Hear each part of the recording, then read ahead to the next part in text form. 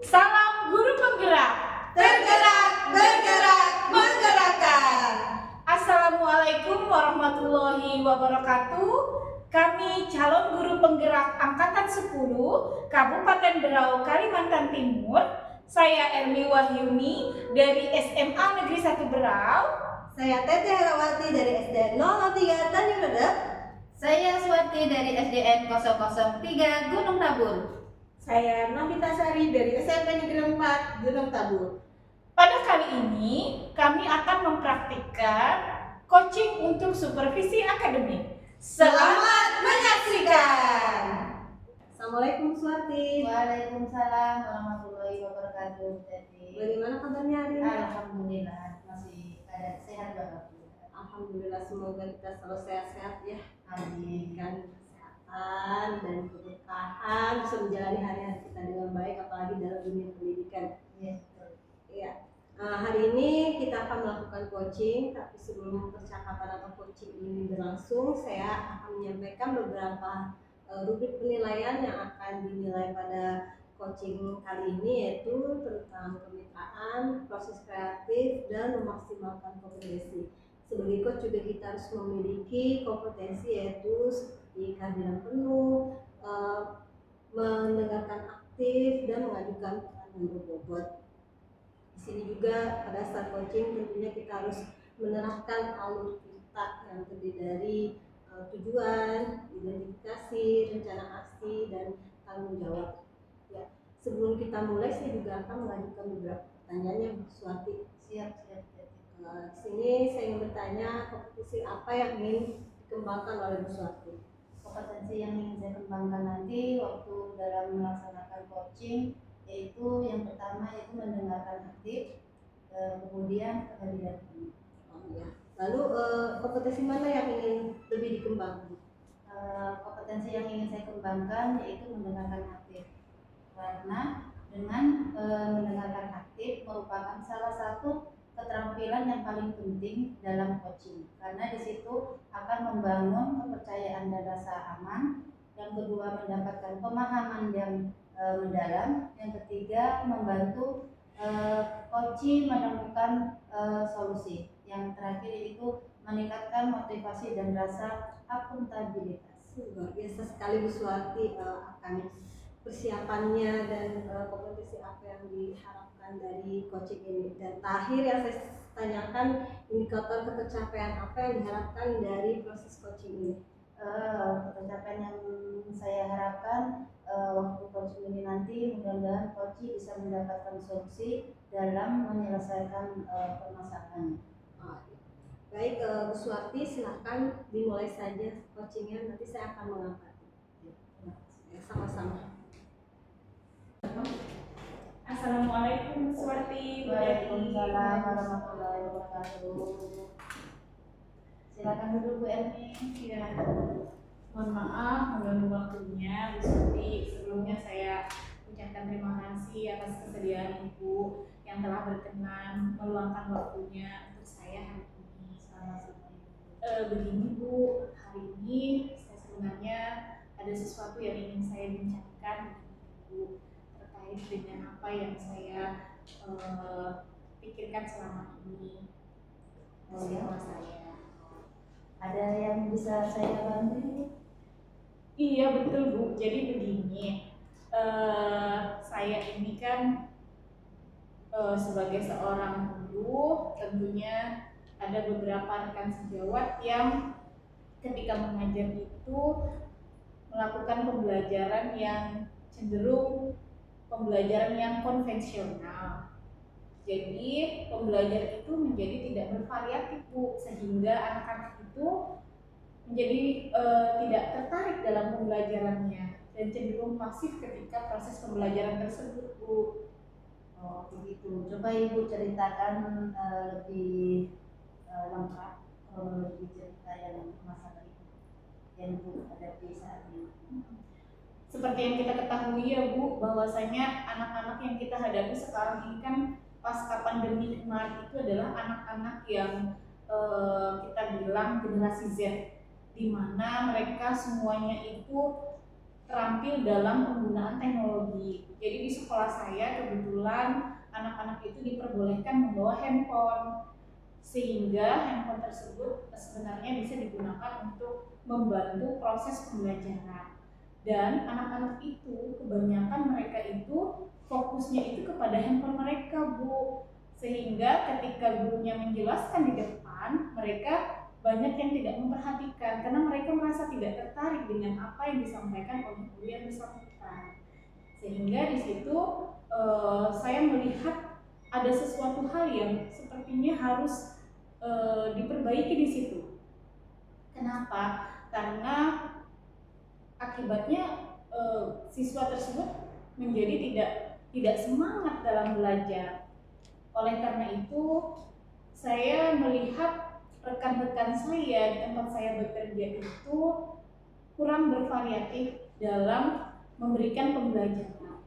Lebih banyak menggunakan model ceramah, metode konvensional dalam pembelajaran.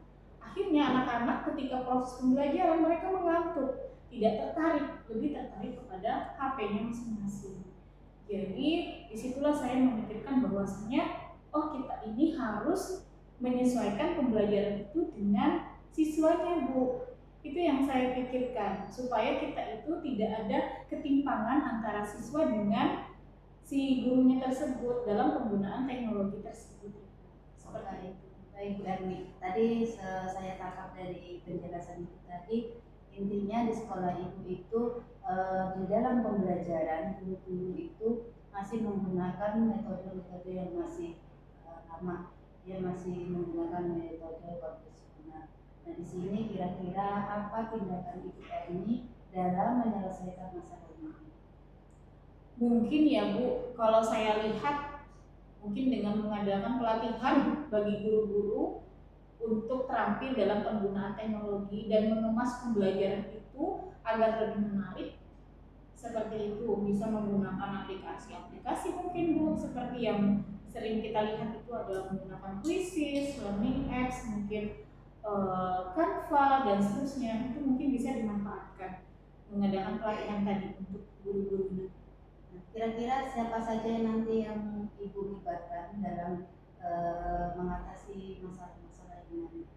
Sebenarnya banyak yang perlu dilibatkan Bu dalam mengatasi persoalan ini. Saya ada kepala sekolah, yang paling utama itu adalah kepala sekolah. Bagaimana kepala sekolah itu bisa mendukung setiap program-program yang bisa mengembangkan kompetensi diri dari seorang pendidik terutama, sehingga pembelajaran itu bisa menjadi lebih baik yang berpihak kepada murid.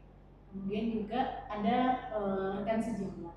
Rekan sejawat ini juga yang paham dan yang mengerti bahwasanya kita mengajar itu bukan hanya sekedar mengajar, tetapi juga kita harus melihat sisi murid itu seperti apa. Kita harus melihat latar belakang siswa itu bagaimana. Itu yang harus diperhatikan juga.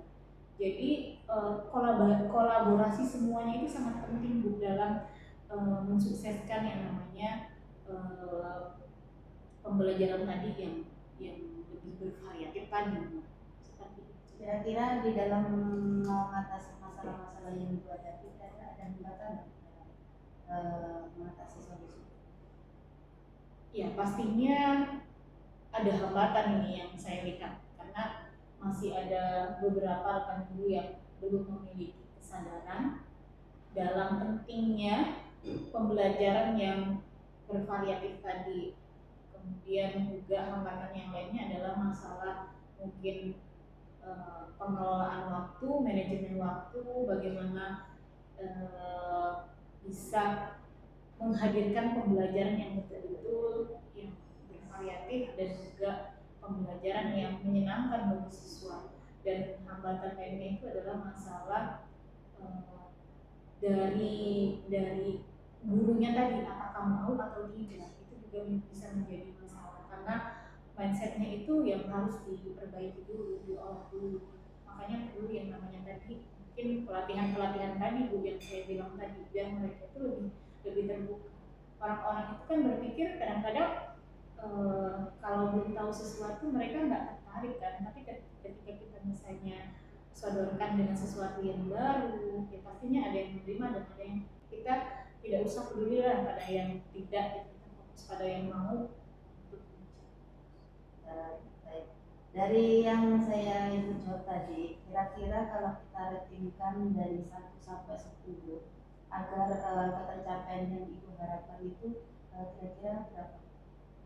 mungkin kisarannya kalau dari rating 1 sampai dengan 10 itu masih di tengah-tengah Bu, masih di posisi 5. Kenapa? Karena di sini yang saya lihat adalah di tempat saya bekerja itu masih tergolong guru-guru senior, di mana guru-guru senior itu adalah guru-guru yang ibaratnya masih tergolong guru-guru yang banyak menggunakan pembelajaran yang konvensional, jadi masih pakai metode pembelajaran zaman dulu gitu, maksudnya bukan yang kekinian yang saat ini yang dihadapi siswa. Jadi masih berada di posisi 5 kalau menurut saya. Kira-kira bagaimana pendapat ibu dalam penerapan pembelajaran ini untuk kedepannya? Penerapan kedepannya untuk pembelajaran, menurut saya ini akan sangat bagus sebenarnya ketika diterapkan pembelajaran yang bervariatif tadi. Tapi ketika kita menggunakan metode pembelajaran konvensional, itu justru akan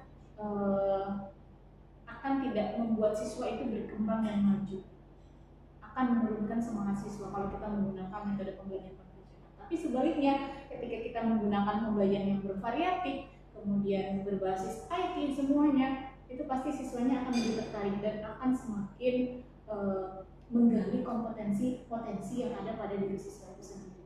Seperti pembelajaran yang Ki Hajar Dewantara itu Bu, yang kita harus sesuai dengan kodrat alam dengan kodrat zaman. Sekarang apa yang ibu harapkan dari mengatasi masalah-masalah ini?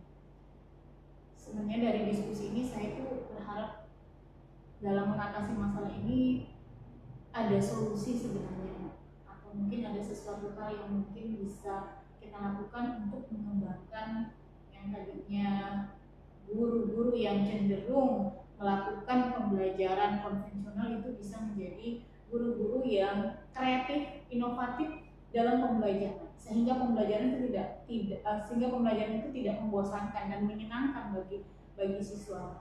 Seperti itu. Kira-kira apa saja nanti tindakan yang dilakukan untuk meningkatkan kualitas guru-guru nanti supaya seperti yang Ibu Erni harapkan tadi? Yang pertama mungkin untuk meningkatkan kualitas sesuai dengan apa yang diharapkan tadi mungkin adalah dengan mentoring terhadap guru-guru yang masih memiliki keterampilan yang cukup dalam penggunaan IT untuk pembelajaran yang bervariatif berbasis teknologi. Kemudian yang kedua mungkin dengan terus melakukan diseminasi atau mengimbaskan atas sesuatu hal yang sudah kita pahami. Misalnya saya nih Bu, saya sudah belajar tentang Canva. Mungkin itu bisa kita imbaskan kepada guru-guru senior agar ketika dalam pembelajaran itu bisa digunakan. Atau mungkin menggunakan presentasi yang menarik, atau mungkin penggunaan AI, atau mungkin yang lainnya mungkin seperti itu, atau aplikasi-aplikasi lain. Luar biasa, semangat Ibu. Tetap semangat Ibu ya. Mudah-mudahan apa yang Ibu harapkan bisa tercapai sesuai apa yang Ibu inginkan. Mungkin di sini dulu kira-kira saya mau tanya bagaimana perasaan Ibu setelah Ibu melakukan coaching ini? Wah, sangat luar biasa. Saya merasa saya mendapatkan titik terang setelah berdiskusi dengan Ibu tadi. Saya bisa lebih paham, bisa lebih menggali apa yang saya pikirkan terkait dengan persoalan-persoalan yang saya hadapi, atau mungkin bagaimana caranya sih bisa mengembangkan orang lain, dan itu tentunya sangat membuat hati saya lega gitu Bu. Sudah menyampaikan apa yang menjadi pikiran saya, jadi saya bisa bertukar pikiran, kemudian ya lebih baik lah Bu, seperti itu. Alhamdulillah, mudah-mudahan karena waktunya sudah habis, mudah-mudahan nanti kita bisa sambung kembali, kita silaturahmi. Jika ada masalah-masalah nanti bisa Ibu sampaikan. Mungkin percakapan ini saya akhiri sampai di sini dulu. Sampai ketemu lagi nanti. Bu Erni tetap semangat dalam memotivasi teman-temannya. Terima kasih. Assalamualaikum warahmatullahi wabarakatuh. Waalaikumsalam warahmatullahi wabarakatuh. Terima kasih banyak Bu Suwarti. Alhamdulillah Bu Suwarti tadi sudah melaksanakan proses coaching bersama Ibu Erni sebagai coach, dan saya melihat prosesnya berjalan dengan lancar. Bu Erni bisa mengungkapkan apa yang dirasakannya dan Ibu Suwarti bisa menggali pertanyaan-pertanyaan terhadap Bu Erni agar dia merasa nyaman untuk mengungkapkan permasalahannya. Nah, di sini saya ingin menanyakan, setelah coaching tadi, bagaimana Bu Suwarti menilai diri sendiri terhadap performa dalam mengembangkan kompetensi coaching tadi? Penilaian performa dari pengembangan coaching tadi yang saya lakukan dengan coaching, yaitu saya mendengarkan aktif dan juga kesadaran kehadiran penuh. Ya, betul. Saya juga melihatnya seperti itu. Bu Suwarti sudah mendengarkan secara aktif dan seksama, lalu Bu Suwarti juga hadir di sana dan menyimak apa yang diungkapkan Ibu Erni atau Koci dalam mengungkapkan permasalahannya. Dan saya juga ingin menyampaikan proses tadi coaching. Bu Suwarti sudah melaksanakan alur cerita, yaitu tujuan, identifikasi, rencana aksi, dan tanggung jawab. Pertanyaan-pertanyaan pun digali dengan sesuai dengan alur cerita tadi. Itu sudah cukup baik, sudah sangat baik bagi saya dalam mengamati proses coaching tadi. Assalamualaikum Bu Tati. Waalaikumsalam Bu Nati. Bagaimana kabarnya hari ini Bu Tati? Alhamdulillah baik-baik saja. Nah, jadi hari ini kita akan melaksanakan kegiatan proses coaching ya Bu Tati ya.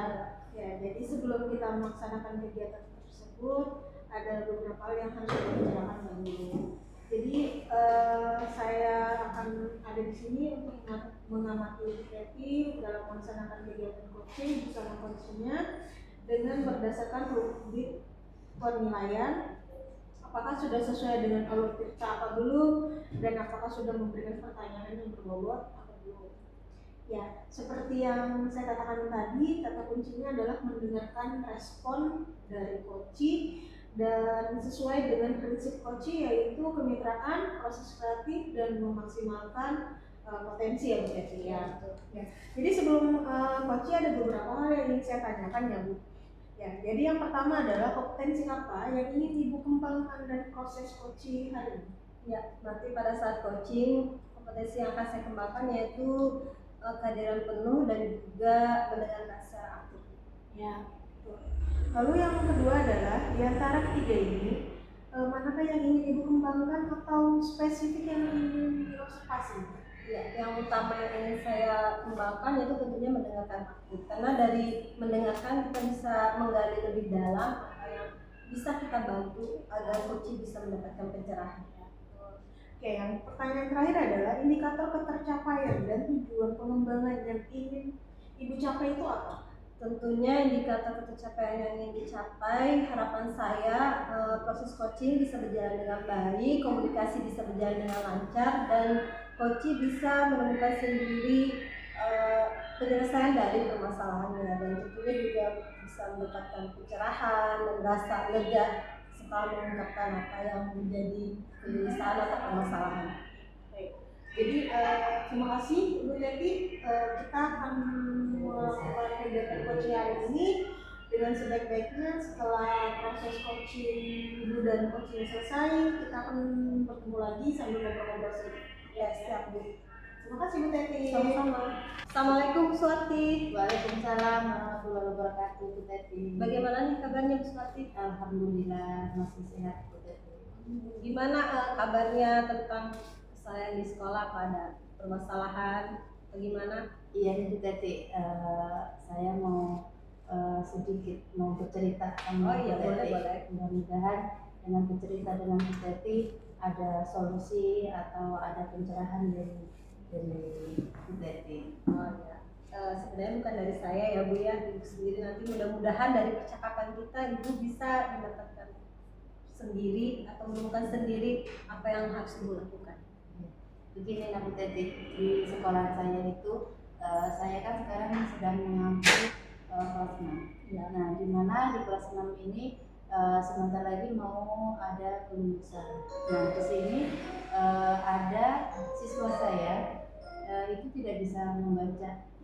Iya, Iya. kelas 6. Nah, di sini saya itu mengharapkan siswa saya ini nanti ketika lulus itu paling tidak memiliki kemampuan untuk membaca. Itu tuh Bu Teti. Oh iya, saya tangkap di sini adalah eh, Bu Suati merasa gelisah tentu saja karena anak sudah kelas 6 belum bisa membaca, dan itu pasti jadi PR sendiri bagi seorang guru karena pastinya beban ya untuk mengajar kelas 6 tapi masih belum bisa membaca. Seperti itu ya Bu Suati permasalahannya. Iya Bu Teti. Karena kemarin sempat saya tanya, ternyata dia memang betul-betul tidak bisa membaca. Kemudian di situ kemarin saya bertanya dengan rekan saya yang sebelumnya, latar belakang siswa ini, kenapa siswa ini tidak bisa membaca. Itu Bu Teti. Sudah menemukan apa kenapa alasannya anak tersebut tidak bisa membaca?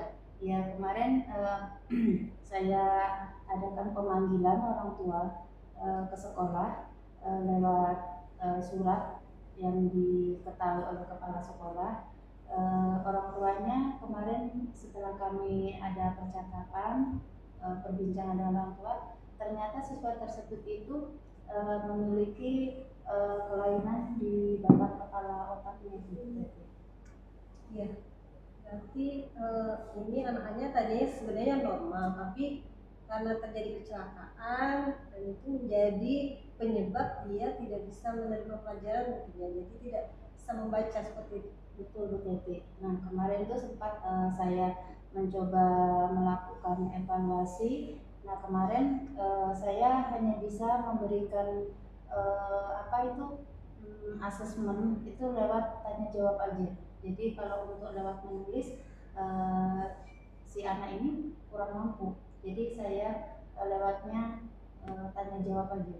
Apakah pada saat tanya jawab tersebut komunikasinya lancar? Kalau untuk tanya jawab itu ada beberapa pertanyaan, siswa tersebut itu istilahnya kurang nyambung, artinya kurang mampu menangkap apa yang kita sampaikan. Tetapi meskipun dia menjawab, tapi tidak sesuai apa yang kita harapkan.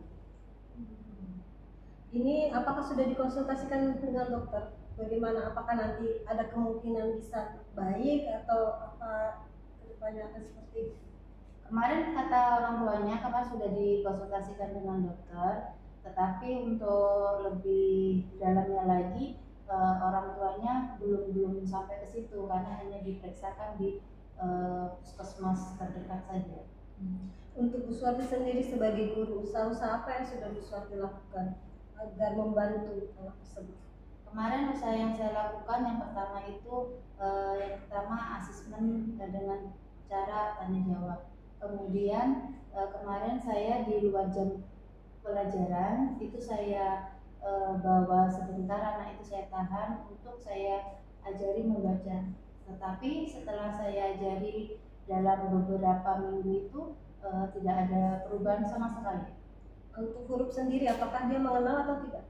Kalau untuk mengenal huruf dia tahu, cuma untuk membaca merangkainya aja mungkin dia yang kurang mampu. Seperti itu. Untuk menghadapi masalah ini, apa Bu Suwati melibatkan orang lain atau bagaimana? Kemarin sempat saya berkonsultasi dengan rekan sejawat saya, terus kemudian saya juga mencoba dengan teman tutor sebaya. Begitu, siapa tahu dengan tutor sebaya dia lebih terbuka atau lebih mudah menerima apa yang disampaikan oleh temannya. Jadi istilahnya nyambung gitu. Tapi apa ada perubahan setelah itu? Ada perubahan, cuma tidak terlalu banyak, hanya sedikit saja. Saya amati itu perubahannya mungkin kalau dari saya skorkan 1 sampai 10 itu cuma 3 aja. Oh, ya pastinya sebenarnya ini permasalahannya ya karena sudah jadi sesuatu hal yang tidak bisa kita perbaiki ya, karena itu merupakan kecelakaan dan sudah terjadi terkena sesuatu hal di otaknya yang tidak bisa kita perbaiki ke depannya, tapi pastinya ada rencana-rencana ke depan yang bisa Bu Suwarti rencanakan agar ini bisa sedikit berubah lah. Tadi kan dengan teman sebaya ada perubahan sedikit meskipun dari range tadi hanya 3, tapi mudah-mudahan ada rencana lain yang bisa Bu Suwarti rencanakan agar ini bisa sedikit terjadi peningkatan. Mungkin nanti langkah yang saya lakukan pendekatan individu lebih insentif kembali, kemudian mungkin saya juga melakukan komunikasi dengan orang tua supaya orang tua juga melakukan pendampingan di rumah, les tambahan atau sebagainya yang sekiranya bisa meningkatkan siswa ini paling tidak nanti ke level 5 lagi. Oh iya. Mudah-mudahan bisa ya sesuatu yang tadi sudah bisa dilakukan, terutama dengan rencana-rencana yang sudah direncanakan. Kedepannya bagaimana tanggung jawab Bu Suwarti agar rencana-rencana tersebut dapat berjalan dengan baik dan konsekuen, berkomitmen agar ini bisa dijalankan. Mungkin saya akan melakukan secara berkelanjutan, terus mungkin dengan melakukan literasi 5 menit sebelum belajar, bukan hanya untuk siswa yang membutuhkan pendampingan ini, tetapi juga untuk seluruh siswa agar si anak yang bermasalah ini juga termotivasi. Terus yang kedua, kerjasama dengan orang tua, kerjasama dengan kepala sekolah, juga mungkin dengan orang-orang yang bisa membantu terkait dengan permasalahan ini. Saya lihat usaha-usaha Bu Suwarti juga sudah maksimal, rencana-rencananya pun sudah sangat luar biasa. Semoga bisa dijalankan dengan baik dan banyak pihak yang membantu untuk menyelesaikan permasalahan ini. Ada lagi yang bisa disampaikan Bu Suwarti? Mungkin hanya itu aja Bu Teti yang saya sampaikan. Mudah-mudahan tadi dengan cara saya berbicara dengan Bu Teti ada sedikit kelegaan di dalam hati saya kemarin yang sempat mungkin hati saya agak berat itu mencari solusi anak yang perlu pendampingan ekstra ini. Tapi dengan saya berbicara dengan Bu Teti di sini ada hal-hal yang harus nanti kedepannya yang saya lakukan untuk pendampingan anak yang membutuhkan ini. Alhamdulillah kalau begitu Bu Suwarti, saya doakan Bu Suwarti tetap semangat untuk terus meningkatkan perbaikan terhadap anak yang bermasalah tadi, dan Bu Suwarti tetap berkomitmen untuk terus melakukannya. Semangat ya Bu Suwarti. Semangat Bu Teti. Terima kasih banyak Bu Teti atas waktunya, atas pencerahannya, juga tempat mengeluarkan unek-unek dalam hati saya gitu. Ya, sama-sama Bu Suwarti. Ini juga jadi pengalaman baru buat saya dengan mendengarkan cerita dari Bu Suwarti, dan semoga kita sama-sama bisa semangat ya untuk terus maju ke depan dan meningkatkan potensi kita dan juga bermanfaat bagi siswa-siswa anak didik kita. Ya. Sekian proses coaching kita hari ini Bu Suwarti. Saya ucapkan terima kasih dan Assalamualaikum warahmatullahi wabarakatuh. Waalaikumsalam warahmatullahi wabarakatuh. Assalamualaikum Bu Teti. Waalaikumsalam Bu Novi. Bagaimana tadi tuh kegiatan coachingnya Bu? Alhamdulillah berjalan dengan baik. Jadi bagaimana menurut Ibu performa Ibu tadi? Tadi saat melakukan coaching, saya menilai diri saya sudah mendengarkan secara aktif ya apa yang sudah disampaikan coaching, dan juga saya sudah hadir secara penuh mendengarkan semua permasalahannya, dan saya menggali pertanyaan secara mengalir dan sesuai dengan alur cerita, seperti menanyakan tujuan, lalu identifikasi masalah dan rencana aksi ke depan, serta tanggung jawab atau komitmen yang bisa dilakukan agar tetap konsisten dalam melaksanakan rencana-rencana yang sudah direncanakan. Seperti itu Bu Novi. Baik ya Bu Teti. Ya, jadi saya akan menyampaikan hasil pengamatan saya ketika saya mengamati kegiatan coaching itu tadi ya. Ya baik Bu Teti. kegiatan coaching yang telah Ibu Teti lakukan tadi bersama coaching itu sangat baik ya Bu.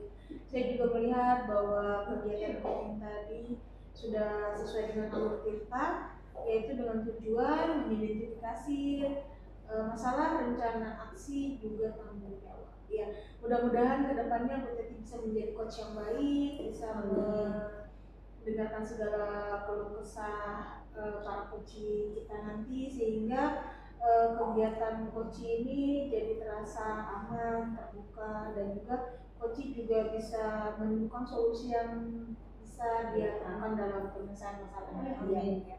Ya, mungkin itu saja yang bisa saya sampaikan Bu Teti. Semoga kita bisa bertemu di lain kesempatan di kemudian dan posisi yang lebih baik ya. Jadi pertemuan kita hari ini sampai di sini. Terima kasih. Terima kasih juga Bu Novi sudah menjadi pengamat kita pada hari ini. Sama Bu Teti ya. Terima kasih Bu Teti. Sama-sama.